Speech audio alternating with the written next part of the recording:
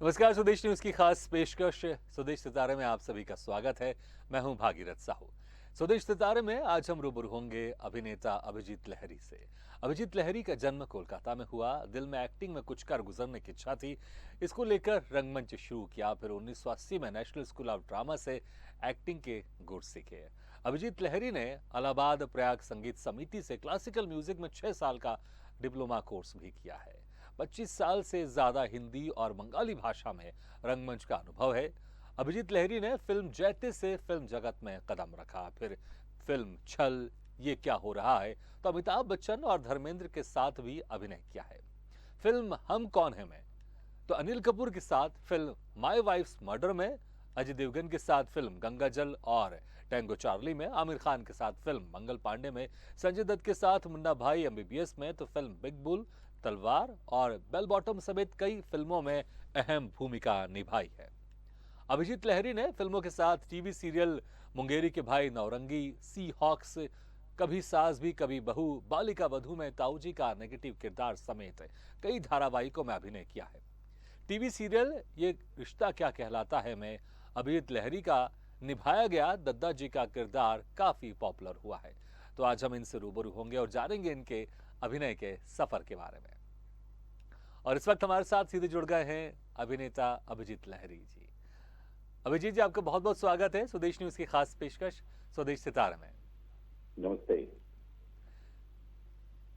अभिजीत जी, हमने आपको ये रिश्ता क्या कहलाता है मैं जिस तरह से देखा आपको, एक हमेशा आप एक रेशमीदार कुर्ते में आप रहते हैं और बहुत ही एक एक कहते हैं ना कि उनके सामने बोलने से भी जो आपके भाई थे या उनके जो बेटे थे वो थोड़ा सा डरे सहमे सहमे रहते थे कि दद्दा जी ने अगर कुछ बोल दिया तो वो पत्थर की लकीर है, ना उसके आगे ना उसके पीछे। लेकिन आपको आज इस गोवा वाले अंदाज में देखकर मुझे बड़ी खुशी हो रही है। बड़े हैंडसम दिख रहे हैं आप, बहुत जबरदस्त दिख रहे हैं आप। Actually, this is my patent dress. Ji I always present myself like this. जी और ये तब से शुरू हुआ है जब मैं आइस में एज ए मेंटर, मतलब हेड ऑफ द डिपार्टमेंट मैंने ज्वाइन किया था। जी। तो तब से ये सिलसिला चालू है। नहीं सर, बहुत अच्छे लग रहे हैं, इसमें कोई शक नहीं है।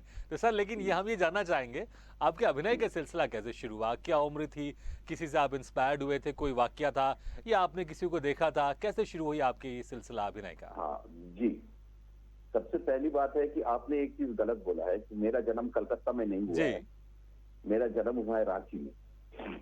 जी। लेकिन I born and brought up in West Bengal. हाँ और मेरी जो मतलब ग्रेजुएशन मैंने कलकत्ता से किया है। हाँ। उसके बाद मैंने पोस्ट ग्रेजुएशन के लिए मैं नेशनल स्कूल ऑफ ड्रामा में गया था। जी लेकिन यह है कि अ, हमारा जो फैमिली था, हाँ। मतलब माय पेरेंट्स, पापा जो है, पापा वॉज ए डांसर। अच्छा। मतलब यंग लाइफ में पापा उदय शंकर जी के साथ जुड़े हुए थे। तो लेकिन पापा मतलब इसको एज ए प्रोफेशन नहीं ले पाया था, क्योंकि ये मिडिल क्लास फैमिली का जो होता है कि जी। उनको फैमिली के लिए ये करना पड़ा, नौकरी करना पड़ा। तो हाँ पापा का बचपन से ही एक इच्छा था कि मैं और मेरी बहन, हम दोनों, मेरी बहन मुझसे 2 साल छोटी है, जी। हम दोनों किसी न किसी तरह से इस फील्ड के साथ जुड़े रहे। तो जब मैं 4 या 5 साल का था, मुझे याद है अभी भी, तो पापा सुबह 4 बजे कान पकड़ के उठा देते थे और हारमोनियम पे दिखा देते थे कि सरगम सरगम ये करो। जी तो वो करते करते तो फिर उसके बाद मैं क्लासिकल म्यूजिक में ट्रेनिंग लेना शुरू किया। क्लासिकल म्यूजिक का जो हमारे जो पहला गुरु थे, मतलब यह है, उनका नाम है हरिहर शुक्ला जी। वो इलाहाबाद के रहने वाले थे। जी। लेकिन उन्होंने बंगाल में अपना अपना जगह बना लिया था। और मतलब हरिहर शुक्ला जी का जो शुक्ला जी की जो बेटी है, आप सब लोग उन्हें जानते हैं, हेमंती शुक्ला, जो जो फेमस सिंगर है बंगाल की, जो हेमंती दी। जी। हेमंती दी के पिताजी जो है वो बहुत अच्छा बांग्ला बोलते थे। लगता ही नहीं था कि मतलब वो इलाहाबाद के रहने वाले हैं, लगता था कि वो बंगाली हैं और बांग्ला में बात कर रहे हैं। जी। तो सिक्स ईयर कंप्लीट करने के बाद मैं थोड़ा सा भटक गया था। अच्छा। भटक गया था मतलब ये है कि उस वक्त मतलब Kishore Kumar was the hero, मतलब एज ए सिंगर। जी। और मेरा फिल्म देखने का सिलसिला शुरू हुआ था आराधना से। हम्म। और राजेश खन्ना की ये जो फिल्म है, ये फिल्म में मुझे बिल्कुल अलग दुनिया में लेके चला गया था। हाँ। And I was fond of Rajesh Khanna during my school life. That जी। Time I was in class 10। Hmm.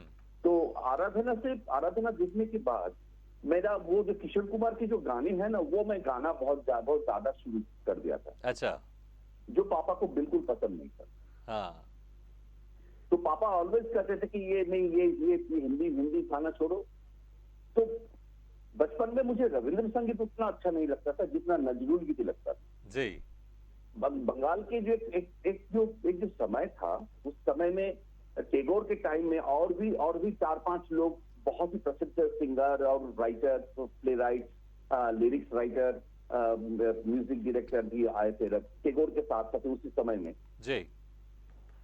तो मेरा ये था नजरुल गीत सीखने का। तो पापा ने मुझे लेके गए तो उनके एक दोस्त के भाई के पास। उनका नाम था आ, आ, बाद में याद आ जाएगा, मैं जी। अभी जी। मैं बताऊंगा। हम्म। तो शिव प्रकाश चाकी, उनका नाम था शिव प्रकाश चाकी। जी। बहुत अच्छा गाना गाते थे और नजरुल गीत में ही वॉज एक्सपर्ट। तो 3 साल मैंने नजरुल गीत में स्पेशलाइजेशन किया था। हम्म। तो एक समय था जब मैं मतलब बिना नोटबुक देख के या बिना खाता देख के मैं 3 घंटा तक मैं नजरुल गीत गा सकता था। क्या बात मतलब मेरे पास इतना इतना स्टॉक था। I was more than near about 2000 songs का स्टॉक था मेरे पास। जी। लेकिन उसके बाद से ही मुझे लगने लगा था कि गाना तो हम अकेले गा सकते हैं। हाँ। मेरी बहन ने कथक में 6 ईयर डिप्लोमा किया था, तो वो मेरी बहन भी अकेली डांस कर सकती है। हाँ। तो ऐसा कौन सा सब्जेक्ट है जिसमें ये सारी चीजों की, जो कला की जो जरूरत है, पेंटिंग की भी, स्कल्पचर का भी, म्यूजिक, ये डांस, बाकी सारी चीजों की। हम्म। तो मैंने देखा एक थिएटर। हम्म। तो थिएटर के लिए मैंने जब पापा से कहा, तो पापा ने बोला ठीक है, तुम थिएटर कर सकते हो क्योंकि तुम्हारा ग्रेजुएशन, तुम्हारा हायर सेकेंडरी कंप्लीट हो गया है, अब तुम कर सकते हो, लेकिन ग्रेजुएशन करना बहुत जरूरी है। तो मैंने कहा पापा ठीक है। तो मैं जहाँ रहता था उसके पास ही दक्षिणेश्वर, जो जी। बहुत ही फेमस काली मंदिर है दक्षिणेश्वर की। हाँ। रामकृष्ण परमहंस देव जहाँ पे पूजा करते थे। तो वहां दक्षिणेश्वर में एक एक ग्रुप है, उनका नाम था शौविक सांस्कृतिक चक्र। जी। उनका जो मेन जो डायरेक्टर थे, उनका नाम है गौतम मुखर्जी। हाँ। तो उनके पास मैंने थिएटर ज्वाइन किया। जी। यहाँ से थिएटर की सिलसिला चालू हुई थी। ग्रुप थिएटर में मैंने उनके पास 2 साल करने के बाद मुझे कलकत्ता में और एक इंस्टीट्यूट मिल गया था, institute of Indian theatre art. वहां से मैंने 2 साल की ट्रेनिंग दी थी, डिप्लोमा की थी। जी। बंगाली थिएटर के ऊपर, और जो सबसे ज्यादा इंपॉर्टेंट जो था माइंड, पैंटोमाइम, हाँ। उसके ऊपर मैंने ट्रेनिंग ली। अच्छा। तो उसी समय मुझे पता चला कि सेंट्रल गवर्नमेंट से स्कॉलरशिप देते हैं इसके ऊपर पढ़ने के लिए। और उस समय हमारा स्कॉलरशिप था 350 रुपए। अच्छा। Per month.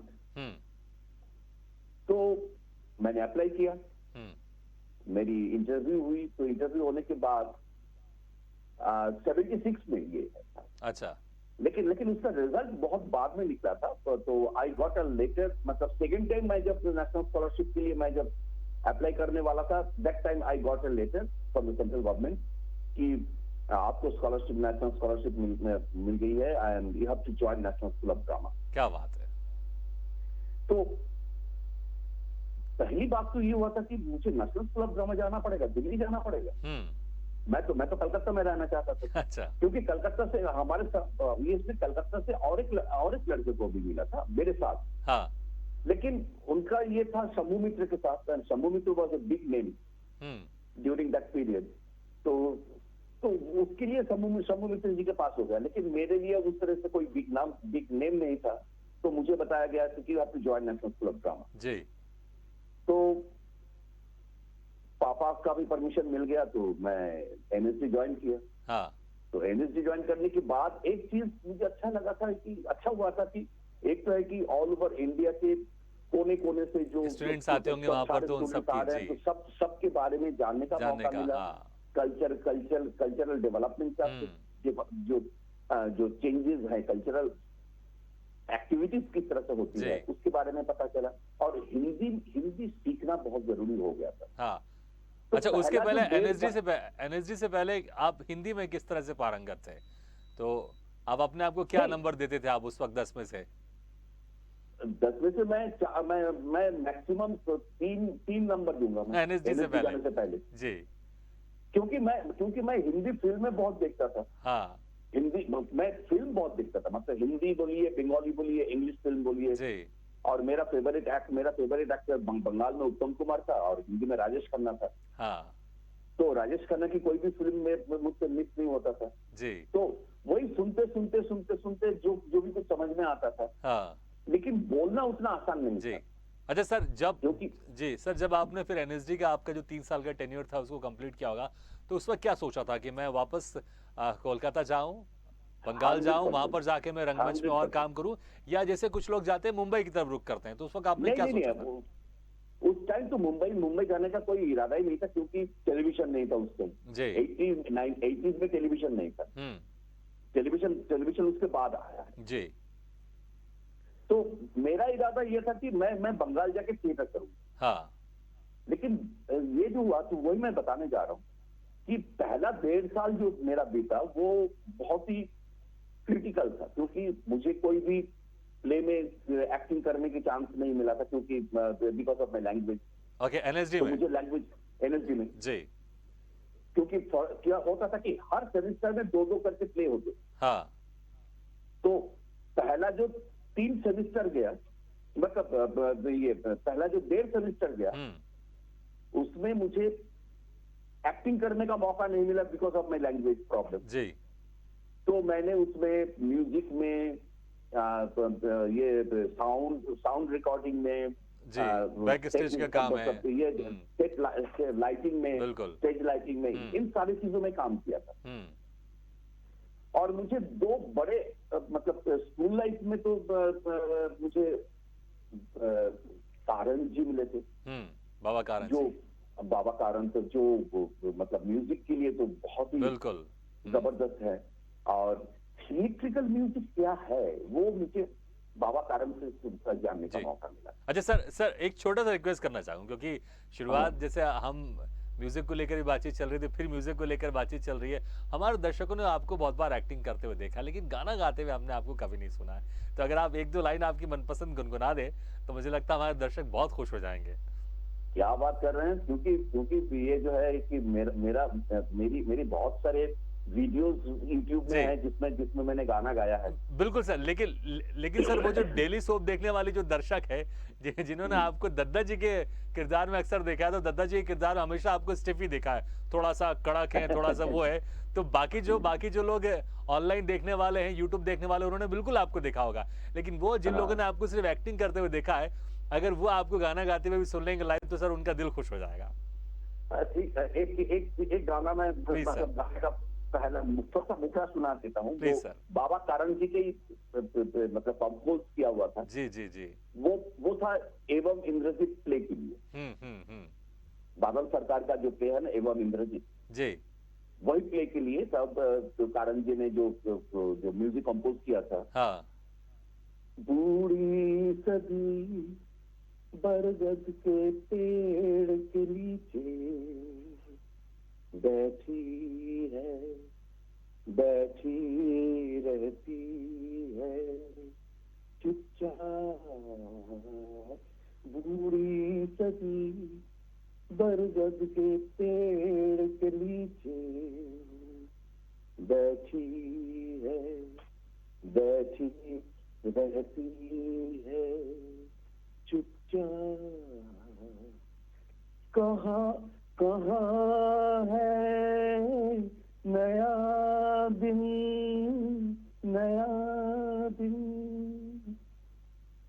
कौन बैठा भूल गया। जी बिल्कुल सर, तो बहुत बढ़िया सर।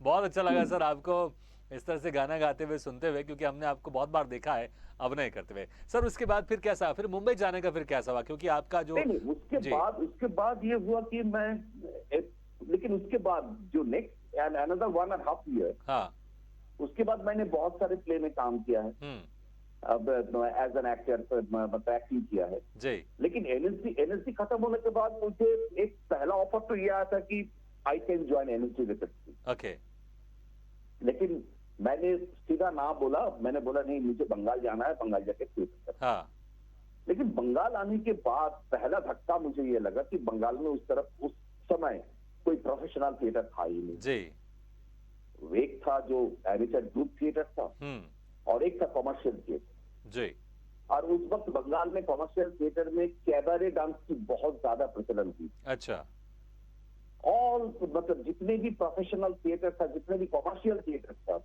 हुँ, जो थर्सडे सैटरडे संडे होता था, मतलब फिल्म के, बंगाली फिल्म के हीरो हीरोइन को लेके जो जो वो जो कमर्शियल थिएटर चलता था, हुँ, उसमें कैबारे डांस बहुत ज्यादा प्रचलन हो गया। अच्छा, तो मुझे ये बहुत ही ज्यादा शॉकिंग था हुँ, कि ये थिएटर में कैबारे डांस घुसा के ये जो कर रहे हैं, इससे छुटकारा मिलना बहुत जरूरी है। जी, लेकिन मेरे पास कोई रास्ता नहीं, हुँ, क्योंकि और मैं ग्रुप थिएटर इसलिए ज्वाइन नहीं करना चाहता था because I don't want to be a amateur theatre हुँ, एक्टर।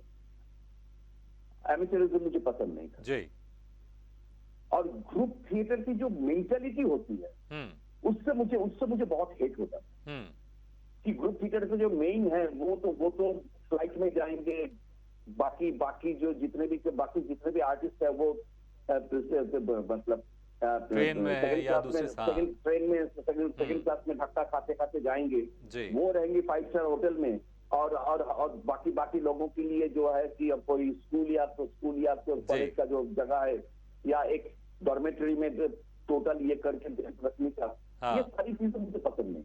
जी, तो मेरा कहना था कि अगर आप ग्रुप थिएटर कर रहे हैं तो ये तो मेंटेलिटी आपका ऐसा क्यों है? हुँ, तो मुझे ये था कि I want to start a professional theatre.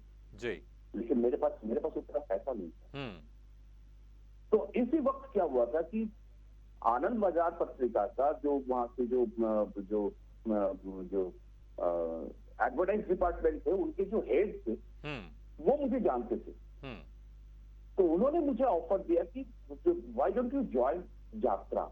जी, मैंने कहा नहीं, एनएसजी करके यात्रा करने का मेरा कोई कुछ ही नहीं है। हुँ, बोले नहीं, उस टाइम मेरा इकोनॉमिकल सिचुएशन बहुत खराब था, क्योंकि पापा को चाहिए था कि मतलब ही नीड जी, मतलब एक शोल्डर, उनके उनके उनके कंधे पे किसी का ये हाँ, सहारा चाहिए था। तो पापा ने भी बोला कि ठीक है, तुम ज्वाइन तो करो, ज्वाइन करके देखो, तुम्हें अगर अच्छा जी, नहीं लगेगा तो मतलब एक सीजन के बाद छोड़ दो। हाँ। तो अच्छा सर, मुझे सर थोड़ा-सा मैं आपका रुकना चाहूँगा, क्योंकि हमारे पास समय कम रहता है कि मुझे थोड़ा-सा आपके मुंबई के सफ़र का भी जानना है। हमारे दर्शक मुंबई का सफ़र भी जानना चाहेंगे। तो मैं चाहूँगा थोड़ा ओके। जो थिएटर तो वाला जो है थोड़ा-सा आप फिर जी, जी, तो उसके बाद जी, 6 साल मैं कलकत्ता में रहा, एंड हाँ, उस यात्रा में मुझे बेस्ट एक्टर अवार्ड भी मिल गया था। क्या बात है सर।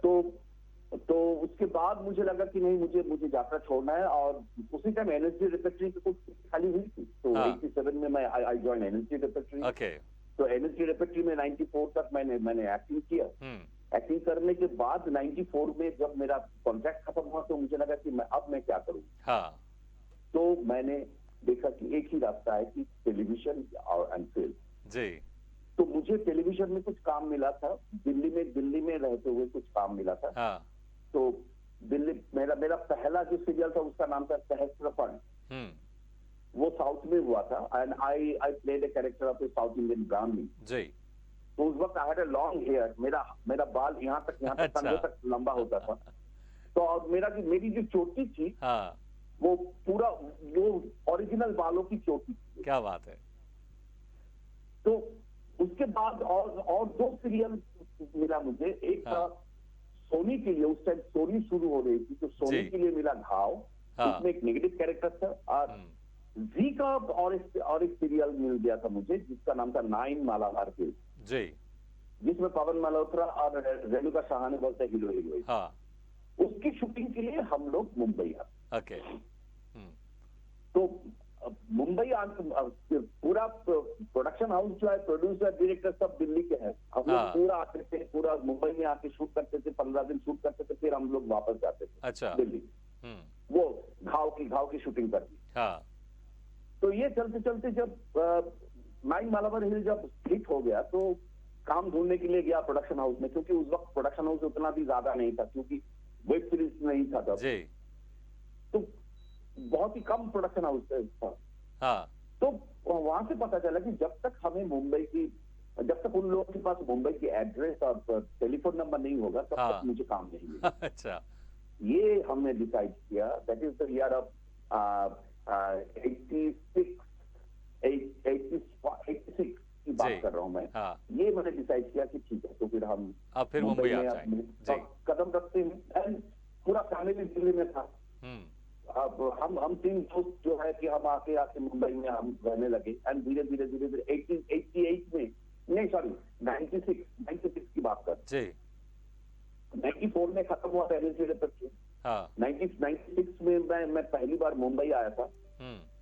98 में मैं अपनी फुल फैमिली को लेके आ गया था। जी, तो उसके बाद से मेरी सफर चालू हुई। हाँ। एंड मेरा एक सीरियल चल रहा था, फिल्म में हंसक मेहता मुझे पहली बार मुझे ब्रेक दिया था। जी, और उसके बाद ये चलते आज मैं यहाँ तक। बिल्कुल सर, ये सिलसिला लगातार चलते जा रहा है। बहुत सारी फिल्में भी आपने की हैं, लेकिन सर वो जो ताऊ जी का जो दद्दा जी आप बने, क्योंकि ताऊ जी आप बालिका वधू में आप बने थे, ये थोड़ा नेगेटिव किरदार था आपका, लेकिन फिर जो एक लोकप्रिय किरदार और रहा वो आपका था ये रिश्ता क्या कहलाता है, दद्दा जी का किरदार, क्योंकि ऐसा लगता था कि दद्दा जी एक तरफ हैं और सारे कलाकार एक तरफ, क्योंकि दद्दा जी ने कुछ बोल दिया तो फिर उसके बाद कोई कुछ और नहीं बोल सकता था उस किरदार में। तो सर मैं चाहूंगा सर कुछ थोड़ा सा एक्सपीरियंस साझा कीजिए, कैसा था शूटिंग के समय का। और उसमें एक बहुत लंबी कहानी है, उसको मैं थोड़ा छोटा सा करके बताना चाहता हूँ। हाँ सर, ये बालिका वधू करने के बाद मुझे एक साल तक टेलीविजन में कोई काम नहीं मिला। जी, ताऊ जी का कैरेक्टर जब बहुत ही ज्यादा लोग पसंद कर रहे थे, और लोग सबसे ज्यादा वो मतलब औरतें मुझे हेट करती। एज ए ताऊ जी का कैरेक्टर में औरतें मुझे बहुत हेट करती। अच्छा, तो उस टाइम मुझे कोई काम नहीं मिला था। तो मुझे उस वक्त आइस मतलब इंस्टीट्यूट ऑफ क्रिएटिव एक्सेलेंस जो बालाजी टेलीविजन का था उस समय, जी, वहां से मेरे पास बुलावा आया कि क्या मैं इंटरेस्टेड हूँ पढ़ाने के लिए। हाँ, क्योंकि इससे पहले मैं एमएसजी के साथ बहुत सारे वर्कशॉप कर चुके थे। जी, तो मैंने बोला हाँ क्यों नहीं, मैं अभी खाली बैठा हूँ, क्यों। तो उसके बाद मैं जब ज्वाइन किया, तो वहां से मुझे हेड ऑफ द डिपार्टमेंट बना दिया, एक्टिंग का हेड ऑफ द डिपार्टमेंट बना दिया। और मैं जनवरी में मैंने ज्वाइन किया। अक्टूबर में इसके बीच में मैं बहुत सारे सीरियलों के लिए मैं ऑडिशन दिया। हाँ, ये रिश्ता क्या कह रहा था, दादाजी के कैरेक्टर के लिए मैंने इससे पहले मैंने 4-5 बार ऑडिशन दिया, एक ही कैरेक्टर के लिए। ओके, लेकिन अचानक मुझे इससे याद है क्योंकि 24 अक्टूबर इज माय बर्थडे। जी, तो 24 अक्टूबर के दिन मैं जब क्लास ले रहा था, आइस में जब क्लास ले, तो मेरे पास फोन आया तो कि सर आज आप आ सकते हैं। मैंने कहा आप क्या बात कर रहे हो, मैं तो अभी क्लास समझ नहीं, तो सर एक ऑडिशन देना है। हाँ, मैंने कहा कौन सा, बोले वही दादाजी का। आपने बोला फिर ऑडिशन उसी रोल के लिए। नहीं सर, ये चैनल ने बोला है कि आपका थोड़ा सा मेकअप करके कॉस्ट्यूम पहन के लुक टेस्ट के साथ। जी, मैंने बोला देखिए अभी तो मैं क्लास ले रहा हूँ, तो मैं अभी शाम को 6 बजे से पहले नहीं आ पाऊंगा। जी, 6 बजे यहाँ से सर थोड़ा समय कम है सर, चाहूंगा थोड़ा आप संक्षेप में इसका आप, क्योंकि हम जानना चाहेंगे फिर अंत में क्या हुआ। जी सर, 20-30 सेकंड में प्लीज सर। तो मैं गया वहाँ पे ऑडिशन दिया। ऑडिशन देने के बाद 2 दिन बाद मुझे बताया गया कि सर कल तक की शूटिंग है। मैंने कहा नहीं कर सकता हूँ, अच्छा, क्योंकि मुझे 1 महीने की नोटिस देनी पड़ी। हाँ, तो वहां पे जाइए, फिर भी आज के साथ ये करके ये हुआ कि आप ठीक है, आप यहाँ पे 1 बजे तक क्लास कीजिए, उसके बाद 2 बजे से कीजिए। तो मेरा 2 से 2 तक शूटिंग चलता था। हाँ, लेकिन वहां पे जाने के बाद पहला ये हुआ था कि वो लोग चाहते थे कि इससे पहले दादाजी जिस तरीके से बोलते थे, जिस तरीके से चलते थे, तो उनसे दुख होता था, सब वैसा ही होगा। मैंने कहा देखिए मैं कठपुतली नहीं। हाँ, मुझे अगर पसंद नहीं है तो आप क्योंकि छोड़ दीजिए। हाँ, लेकिन मैं मैं करूंगा जैसा अपने मैं हिसाब से जी। आप नहीं बिल्कुल सर, सर इसलिए जो आप अपने हिसाब से किया सर वो लोगों ने बहुत पसंद किया और यही कारण है कि जब भी आपके नाम का जिक्र होगा तो इस किरदार दद्दा जी का जिक्र जरूर होगा। सर समय और कम है हमारे पास, नहीं तो हम और चर्चा करते क्योंकि आप इतने सारे भंडार है आपके पास, टैलेंट का इतना सारा भंडार है, तो मुझे लगता है शायद 1 घंटे भी कम पड़ जाता अगर हम आपसे लगातार बातचीत करते। लेकिन सर बहुत बहुत शुक्रिया, आपने अपने इस कीमती और टाइट शेड्यूल में से समय निकाल कर आपने हमारे इस कार्यक्रम में शिरकत किया। सर इसके लिए बहुत बहुत शुक्रिया sir. Thank you very much sir once again. तो सुबह सितारे में आज हम रूबरू हुए अभिनेता अभिजीत लहरी से। अगली बार हम फिर किसी शख्सियत से मुलाकात करेंगे, तब तक के लिए दीजिए इजाजत। लेकिन खबरों का सिलसिला लगातार जारी, आप देखते रहिए स्वदेश न्यूज, सबसे पहले देश।